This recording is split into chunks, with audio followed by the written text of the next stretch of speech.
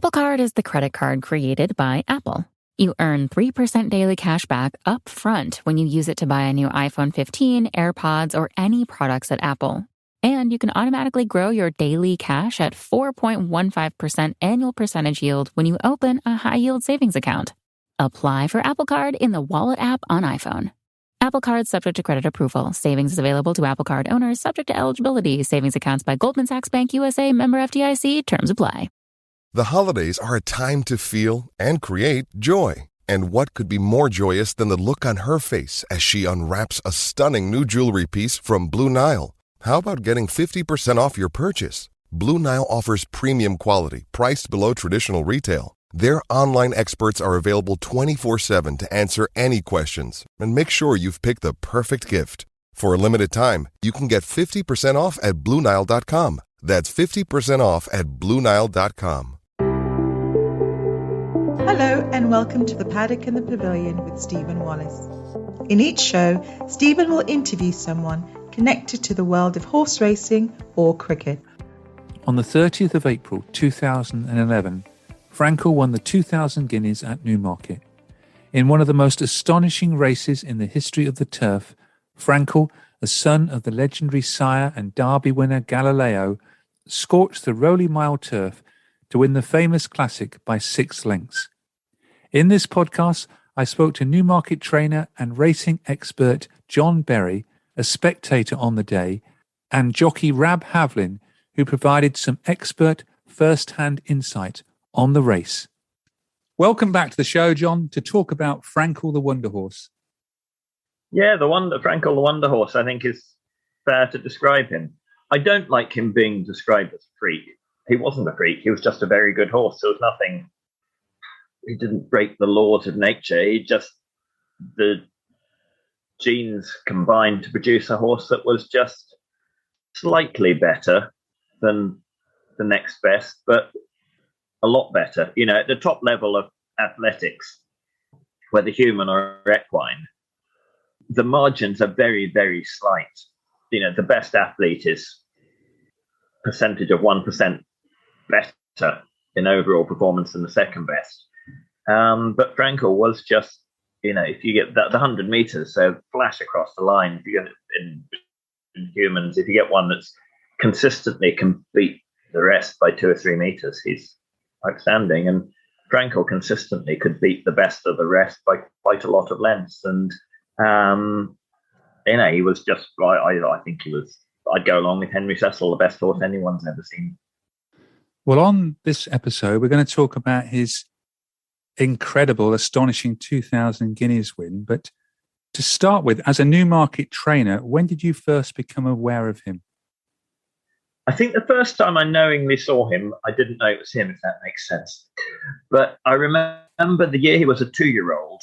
We never take our horses up Warren Hill, but I don't know, one lot we took 2 or 3 horses up Warren Hill, and I don't know why. And Henry Cecil were coming up just behind us. I think it must have been second horse or something. And there were some 2-year-olds. And they jumped off a fairway behind us. And it's only a short canter. We were just cantering up. The horse of Henry's at the front basically just shot off like a tiger that's not really tame, and basically caught us up going up that way. I mean, that was because he was so free running, probably going faster than the rider wanted. And, you know, we saw this big, strong, powerful horse semi out of control behind us. And I didn't think anything to it. But anyway, later in the year, when I became aware of who and what Frankel was, and that, you know, he was a sort of semi-wild animal that, you know, had to be tamed, I just realised that must have been Frankel. I'm pretty sure it was. But I mean, the first time I knowingly sort of came across him was his debut. I don't know why, someone had said to me that morning, Henry Cecil's 2-year-old who runs at Newmarket today is meant to be very, very, very good. And I had a run at a Campton evening meeting, and so I thought I must make sure I watch this Newmarket race. And it was 10 minutes before our runner at Campton, and it was it had been raining very hard. Well, it rained very hard at Newmarket while the race was on. It had been raining very hard at Campton and stopped. And I just remember standing in the parade ring at Campton. There's a big screen overlooking the parade ring, standing watching this race and thinking, gosh, it's still a miserable wet day at Newmarket, and this horse just, I mean, actually, it wasn't as spectacular as 2,000 Guineas win, but and at the time we didn't know that the runner-up, Nathaniel, was going to be a multiple Group 1 winner. But he won very well, and I thought, gosh, the rumours are true. I'm going to keep an eye out for this horse. So, and of course, then he went to Doncaster and Newmarket, and then on to greater glories at 3 and 4 year old. Well, champion Newmarket race was the Dewhurst. So it was great glory already as a 2 year old. But yeah, I mean, after that, I used to see him at exercise quite a lot, and you could always pick him. And it was just a pleasure watching him go around the heath, and always anytime you'd see Henry's horses in the somewhere around, you'd be saying, where is he? And it brought a smile to your face seeing him every morning. It was wonderful having the most special horse in the world trudging around the same part of countryside that you were every morning. And we don't go to Warren Hill, which is where he normally did, so we didn't see him. Only saw him on a minority day, but it was always good to do so. Had you heard anything about Henry Cecil's 2-year-old colt before his first run at Newmarket? Yeah, of course. Newmarket is a small bubble, obviously a small racing bubble, and the drums were already banging about him. When he ran at Newmarket on the July course that night, we actually had Nathaniel, who finished second, and we fancied him strongly. So he obviously went on to win, a King George and Eclipse, and then he was narrowly beaten in another King George. So it wasn't bad form for his first outing. What were the thoughts in Newmarket at the end of his 2-year-old career?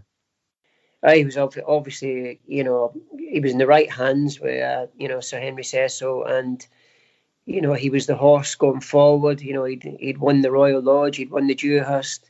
He looked very exciting, obviously unbeaten. So they're the type of horses he looked like a strong individual at 2. So the question was, how much stronger was he going to get at 3? And obviously, he did, and he exceeded probably quite a lot of people's expectations.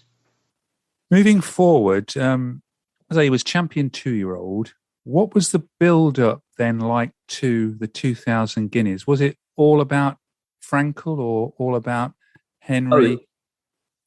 All about Frankel, yeah. All about Frankel. Yes, yeah. Because he'd run. I said he'd run 3 at 2. He ran 4, didn't he? Because he was Newmarket, 4, yeah. Doncaster. Then he won the Royal Lodge by a wide margin, and then he won the Dewhurst.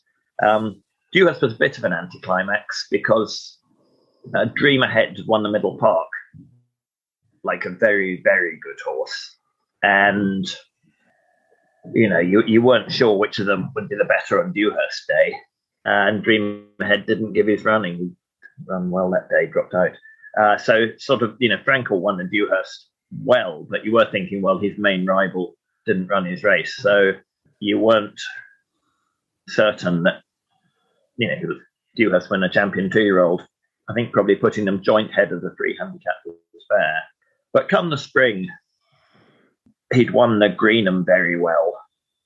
Dream Ahead wasn't in the Guineas field, and he was the only horse that appealed in the 2,000 Guineas field as a horse who might be outstanding. So the race revolved totally around him, and I don't go to even Newmarket. I very rarely go to the races when I haven't got a runner.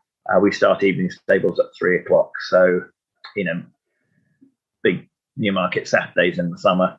The feature race is always after 3, so I mean I don't have to be here for the start of evening stables, but I've got quite a lot to do at home, so it's easier just to do my work here and nip in and out of the house to see what races I need to watch. But I mean, that day I made sure I was up at the racecourse to watch the 2,000 Guineas, because you were thinking that this might be a very special classic, and I want to see him in the parade ring beforehand, get a good look at him, see the race, see him afterwards, and we don't know he's going to win, but he appears likely to win, and the strong chances he might put in a very special victory. But What was the atmosphere like when you got there as a spectator?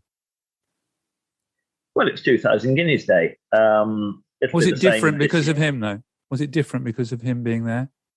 No. It couldn't be any different, because 2,000 Guineas Day is 2,000 Guineas Day every year, and it's a very, very special day. And you're seeing the best that there are around. And at that stage of the horse's career, unless you had a horse like the Tetrarch running that had been an outstanding 2-year-old, you haven't got a horse that's proven to be outstanding. Frankel wasn't proven to be outstanding at the time. All he was a champion 2-year-old. And I mean, I'd say all he was, but there's a champion 2-year-old every year. So every year, the likelihood is the previous year's champion 2-year-old is going to be running the 2,000 Guineas. This year we're going to have Native Trail in there. Native Trail is, never say never, but Native Trail's not going to be Frankel. You only in retrospect realise it's as Frankel's career developed that each time he ran, you realised that there was a horse of a lifetime running. Certainly that morning, you didn't know you were going to watch a horse of a lifetime. You just knew you were going to watch the 2,000 Guineas, which is a fabulous race every year. Now, you rode in the 2,000 Guineas. Can you remember the build-up to the 2,000 Guineas? And what were your hopes on your horse-loving spirit? Yeah, like loving spirit. Obviously, Frankel was the one to beat. He'd came out and he'd won the Greenham well, which is a fantastic, always a fantastic trial. And even the mile, he'd won the Royal Lodge the year before, so there was no stamina doubts there. But my horse, obviously had a way to go for what he'd done, but we were hoping we could run well in the race. Probably didn't think we'd be able to threaten the principals, but we were just hoping for a good run on the day. And then on to the race. What was your first impression then when Tom Queally and Frankel hit the front sort of immediately? Was there a gasp from the crowd? Yes, there was. I mean, first of all, you're thinking, well, he's going to get beaten here because it's human athletics. If you want to break the world record, you need to go at the perfect pace, which is not too fast, not too slow. To put in your best performance, you need to go at the perfect pace, not too fast, not too slow.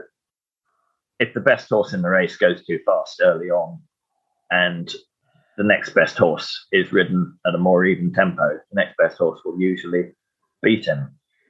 But then you went on another couple of furlongs and you thought, well, he's going at a crazy pace, but they're just not going to get they're not going to get near him even so.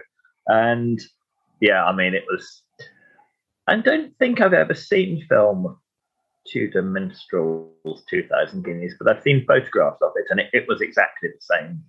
I think that they're the two most spectacular 2,000 Guineas winners, sort of just been miles clear throughout.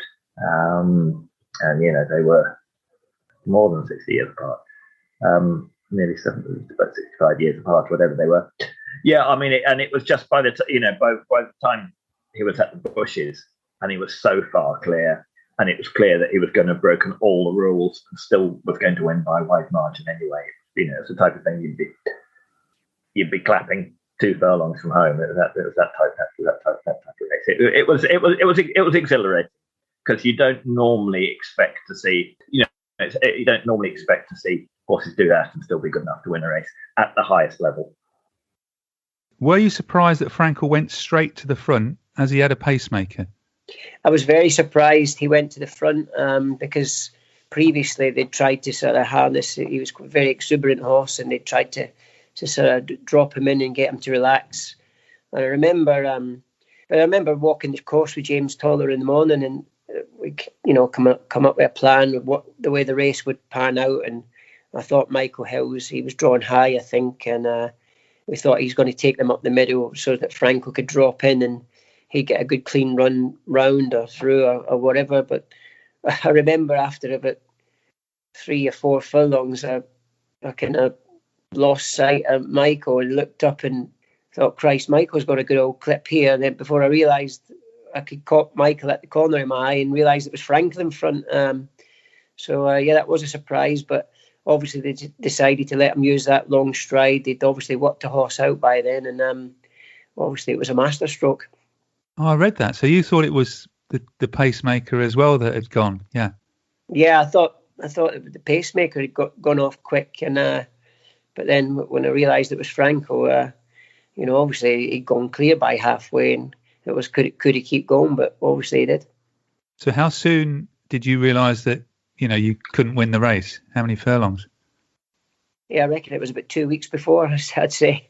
Look, I was kind of struggling at halfway to I wasn't on the bridle anymore, and I was kind of trying to sit through a flat spot and hope I could, run as well as I could. But by the top of the dip and by the bushes, they realised that Frankel wasn't coming back, and he just kept powering clear. And I think everybody pricked their ears then and realised that he was something special.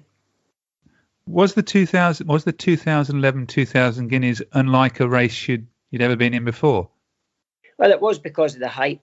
I mean, before and even more so afterwards. It's probably one of the most played back Guineas ever, I would imagine. So there's always people talk about that, and it was one of the first, probably the kind of first highlights, if you like. Obviously done good things at 2, but obviously one of the, the start of that, meteoric rise was that dazzling display in the Guineas. So yeah, it was a weird race, but I still like to watch it back now. Well, he won by 6 lengths, and To the Minstrel in 1947 won by 8 lengths. How does difficult to say, but how does Frankel compare to other 2000 Guineas since the war? Well, I don't think it was anywhere near the best 2000 Guineas performance, because the place getters weren't of Group 1 standard. Brigadier Gerard won by a couple of lengths or whatever, but he had to beat Mill Reef and My Swallow to do so. The performance itself wasn't special, and I think Tudor Minstrel, I don't know what's placed them, but I'm sure they've been better horses than the place getters and Frankel's 2000 Guineas. It was the same as St James's Palace Stakes. And I mean, this isn't criticising Tom Quealy. I'm sure that was the way Henry told him to ride the horse, and you could see it at Ascot. It was almost as if the instructions were, well, don't let him run, hold on to him till halfway, and once you go past the 4, kick for home, which is what he did. Which again was, they realised was much too early. It was only, and he was nearly beaten by an inferior horse Stoppany that day. It was only once they'd realised the way to do it is to ride him the way Leicester used to ride Nijinsky, just hold him up and mow them down at the end, that he began to put in, on a form point of view, he began to run to his best. So no, I mean, it wasn't on a form point of view, it wasn't a special 2000 Guineas at all, but it was just to be ridden what the Australians would call upside down, and so very upside down, and still win anyway. You basically were saying, well, riding more conservatively, and he's 10 lengths better than that. Did you think he would then become the superstar that he became, or potentially could?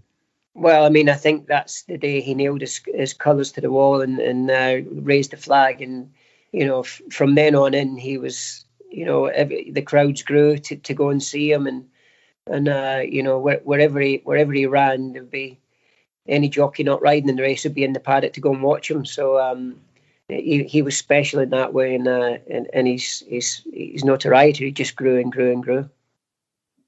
Frankel went on to win all 14 of his races, 10 Group 1s.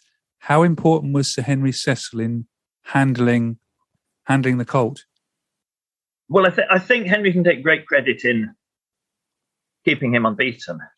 Because he all the way through, the one shame of Frankel, they never ran him to mile and a half. They never ran him in the Derby, and they never ran him in the Arc, which, from a point of, and I remember seeing Henry interviewed once. An interviewer said, you haven't really made the most of this horse, because every time you've run him in the race he's most certain to win. You haven't really been very bold, and you've got the best mountaineer, but you've never asked him to climb Mount Everest.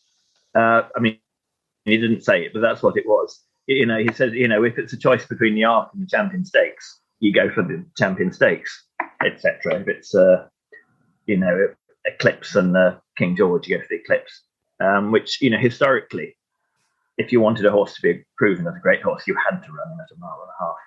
And, you know, Henry looked at the interview and said, but that's a trainer's job, is to find the easiest, find the race your horse is most likely to win.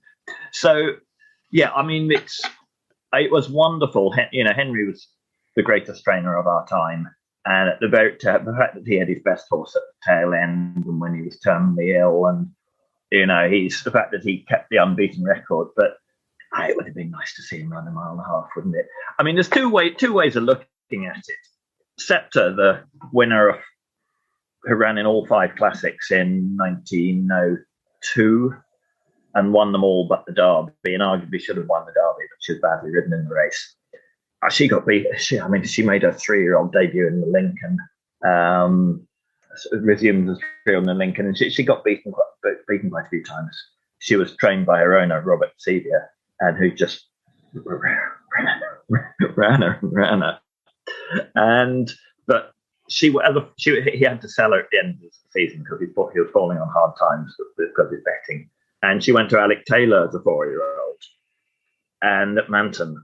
And Alec Taylor someone said to him later on, he said, no, it's such a shame Scepter wasn't with you for her entire career, because I think she'd have been unbeaten if you trained her.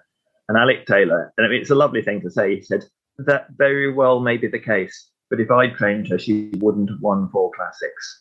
And, you know, it's two ways to look at it. Is, do you want to, if you've got a great horse, do you want to keep them unbeaten? Or if you've got a great horse, do you want to win the greatest races? And, you know, win the most great races? And, you know, Prince Caledon and Henry opted to keep him unbeaten, but I think it's a terrible shame he didn't run. I think, I mean, if Vincent O'Brien trained him, he'd have definitely run in the Derby and won it. And I think if Leicester was still riding for Henry, Leicester would have just said, don't be ridiculous. Run him in the Derby. Don't give me any instructions. I'll ride him from the back, and he'd have won. And, you know, he wouldn't have won the Derby being ridden the way he was being ridden at the time. And I know he was hot-headed, but so was Nijinsky. And I mean, again, if Vincent O'Brien trained him, I'm sure he'd have run in the Arc. But no, I mean, the thing is to say, Henry was the greatest trainer. But if you asked any trainer to give you an honest answer, what's your greatest training feats, they'll reel out a list of horses you've never heard of. Winning with the good ones is not the difficult part. It's winning with the less good ones. And if you said to Henry, what's your greatest training performance, he wouldn't have told you Frankel. You know, he'd have just said, well, anyone could have won with Frankel because he was the best horse there's been. I mean, the key to Frankel was that he was headstrong and he needed a very good rider. And Henry had that with Shane Featherstone Hall. And, you know, previously been the rider of Motivator when he won for Michael Bell. And he's with Charlie Appleby now, and he tends to ride Charlie's best horses, who are difficult rides. I know he's tried Frontiers, and I know he's ridden a good horse since then. But basically, any trainer who'd had access to a good rider, Frankel would have been a champion with, because, you know, you couldn't not. But it was, yeah, it's even saying that keeping them unbeaten is easier said than done. And was he the best horse you've ever seen? I'd imagine, yeah. He's, you know, just that raw power and able to keep going. He's probably the best horse I've ever seen, yeah. But the best horse you've ever seen? Yeah, I'd go along with Henry after his last win. And, you know, Henry, he spent his life not making extravagant claims about his horses. And on Champion Stakes Day, he did finally say, yeah, I think he did say, yes, this is, someone said it's the best horse he's trained. He said, yes, it is. He said, it's the best horse I've seen. In fact, I think he's probably the best horse anyone's ever seen. And yeah, I'd definitely go along with that. Thank you very much for sharing your memories of the 2000 Guineas and those interesting thoughts at the end about Frankel and his handling by Henry Cecil, and also for the input from Rab Havlin, who rode in the race on the 30th of April, 2011. Thank you very much again for joining me, John. My pleasure. Thank you for listening to The Paddock and the Pavilion. You can download the show on Apple Podcasts, Amazon Music, SoundCloud, Stitcher and Spotify. Follow us on Twitter, Facebook and Instagram at The Pad and Pav. Don't forget, if you like the show, please do leave us a rating and review. Sports Social Podcast Network. Looking for a fun way to win 25 times your money this football and basketball season? Test your skills on Prize Picks, the most exciting way to play daily fantasy sports. Just select 2 or more players, pick more or less on their projection for a wide variety of stats, and place your entry. It's as easy as that. If you have the skills, you can turn $10 into $250 with just a few taps. Easy gameplay, quick withdrawals, and injury insurance on your picks are what make Prize Picks the #1 daily fantasy sports app. Ready to test your skills? Join the Prize Picks community of more than 7 million players who have already signed up. Right now, Prize Picks will match your first deposit up to $100. Just visit prizepicks.com/play100 and use code play100. That's code play100 at prizepicks.com/play100 for a first deposit match up to $100. Prize Picks, daily fantasy sports made easy.